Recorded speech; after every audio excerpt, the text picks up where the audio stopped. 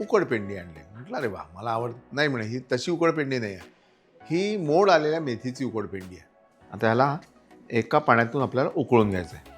उकळत्या पाण्यात थोडीशी हळद आणि थोडंसं मीठ. 1 वाटी मेथी फक्त आपण यामध्ये घेतोय.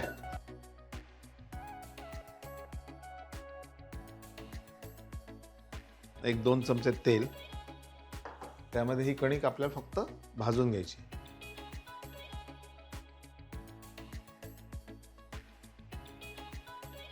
मोहरी आणि मोहरी फुटल्यावर त्यामध्ये हिरवी मिरची, बारीक चिरलेला लसूण, थोडी हळद, थोडी मिरची पावडर आणि हिंग आणि यामध्येच मेथी, अर्ध्या लिंबाचा रस, थोडी साखर, चवीनुसार मीठ आणि ही भाजलेली कणिक जी आहे ती अशी भुरभुरवायची.